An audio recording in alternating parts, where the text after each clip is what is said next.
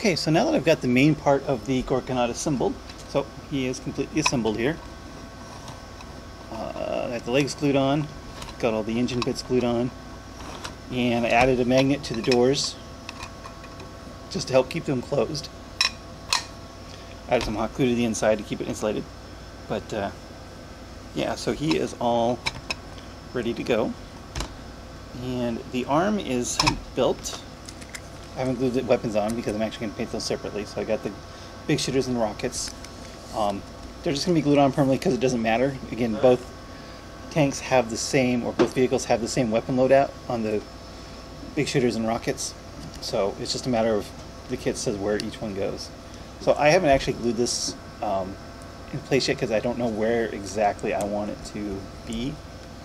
So it's, you know what, the more I look at this now, and I thought it was cool when I first started, but it's just kind of, I don't know, I don't like the arm on this at all. I think I need to, I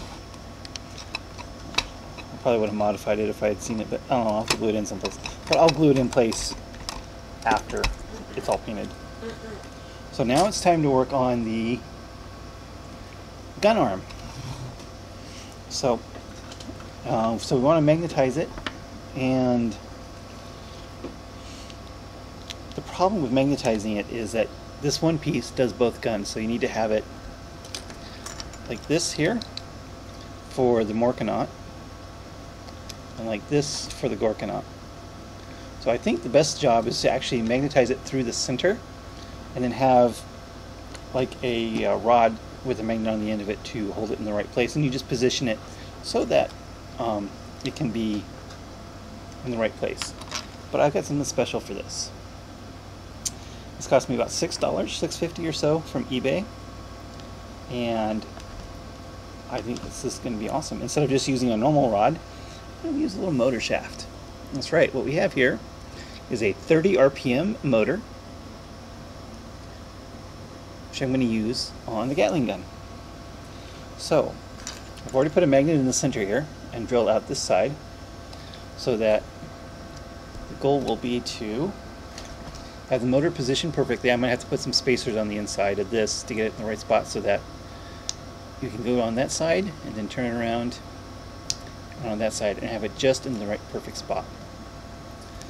As I said, if it's in the perfect spot for the Gorkanaut, it's hard to do just by hand here. Take that off. And it's too deep in for the Gorkanaut, so I think I need a spacer or two on the back here, which will be perfect. By spacers I need additional magnets, because then that will also give me a surface to magnetize the actual custom magnet cannon onto. So the first step, and of course if you haven't noticed that doing that, it's actually going to stick out the back a little bit. It's going to be too long. That was the result of having to get one with a gearbox on it. So what I'll do is I'll of course build this up longer, and then the back piece here, where'd it go, will be magnetized. So I think I'll leave it on this side. I don't need to reverse it, I think, because it's like this. Here's the Gorkanaut side where you put the gunner. You're supposed to flip it over and put a piece in here. Where is it? There it is. And this goes here on this side for the custom made cannon. So I think if you just leave it like this, put a magnet in here for the gunner, and then build this up or something so it fits in here. So it'll be pretty close to the same. So the gunner will be magnetized for this bit, and this piece probably won't be flipping around, because it's got the same problem. It's not a flat plane, and it's going to be different position if we have both of them, if we have it swappable. So I don't want to have to deal with that issue twice. So let's just see what it looks like here, spinning at 30 RPMs. Put that on real quick.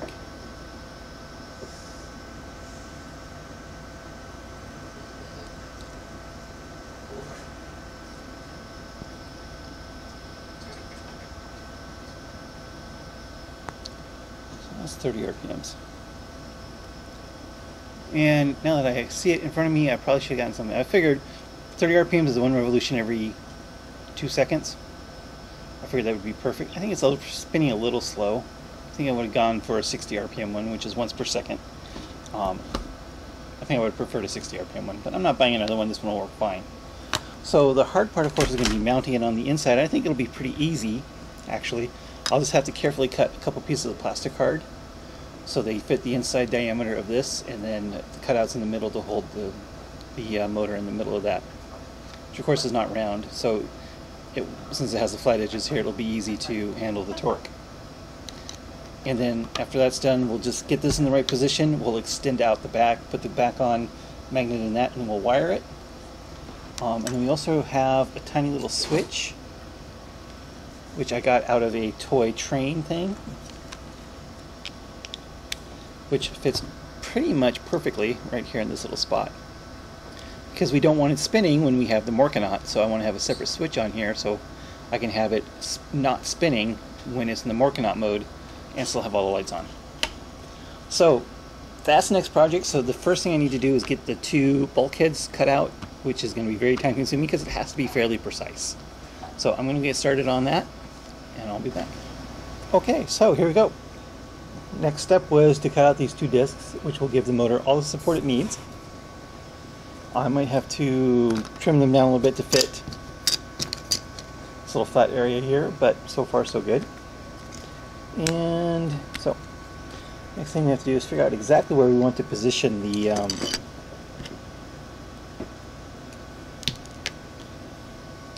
gun part. So we're going to put this back as far as we can. Actually, we're going to put this in an appropriate spot, I should say. So it'll be a good. So let's work with this half here. Okay, that looks good. So let's start with this side here. Okay, so that's just about perfect for the Gorkanaut side. So we want to flip it over here. And now we want to see the difference there in the Gorkanaut and the Gorkanaut. And the difference is about there, which is right at the tip of the drive shaft. So what we want to do is fill this up and put another magnet at the end here. So we have a nice flat surface. And this doesn't matter because it doesn't matter how far it sticks up out of here, because this is completely hollow, so no matter what we do, it will fit over that, and it'll allow us to put another magnet in here. We'll probably have to put a tube or something in there to fill up the space, and then put a magnet on the end of it. Nice and simple. So we're just going to go ahead and cut a small piece of tube, grab another magnet, and get to work on putting this in here. Be back. Okay, so it's been a little while, so I went ahead and cut a small piece of 3/16" tube and glued another magnet down.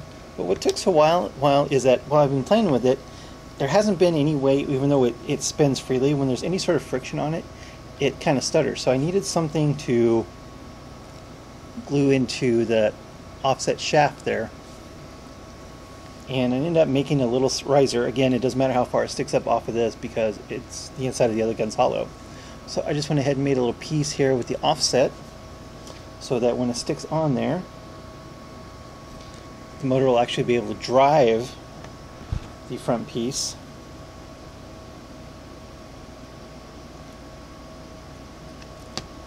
And not just spin on it. Boing. Boing. So that when it snags in, it'll go right into the appropriate size hole. So that means it will only fit on one way. And I'm going to go ahead and let that glue set up for a while. It's going to take a little bit. Make sure this is well glued on here. And then once it is glued on, we will go ahead and give it a try. Okay, we're in the next day here. So what I did was I went ahead and glued the bulkheads in with a little bit of extra support here. And I let them dry completely before I did anything else. So they've been sitting overnight and are nice and solid in there.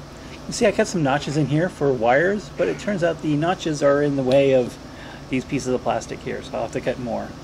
But it does go together just fine. So what we're going to do, so my motor fits in here perfectly. It's going to slide in the bulkheads.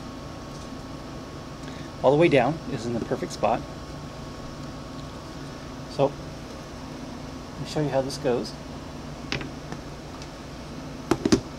have the wires here.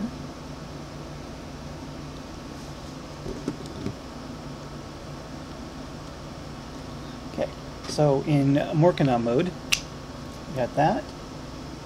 And where's the Gorkanaut gun? There it is.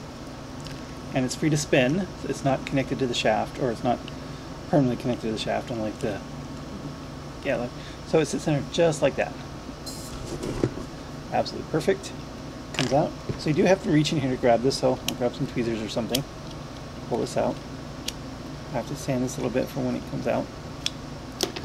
Then you just have to turn it around, make sure it lines up on the shaft, hit the power, and we're good to go.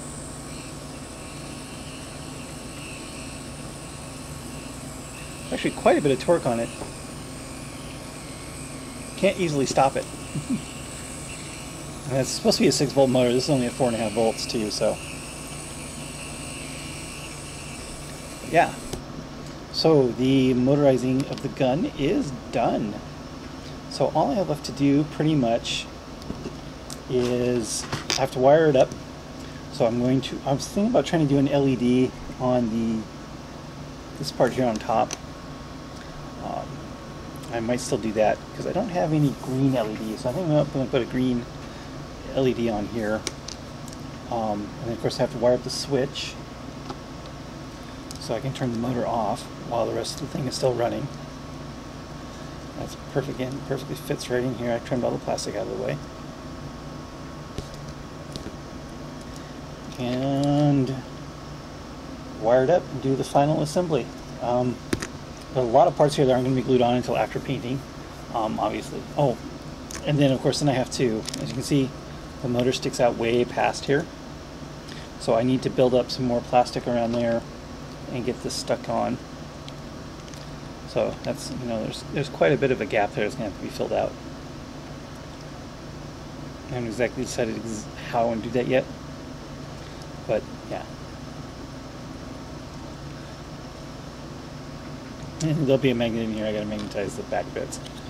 So still quite a bit of fiddly work to do, but for the most part all the major engineering is now done, and I just have to put it together. So I think that's going to be it for this until we're all done. So I'm going to cut it off here and see you later.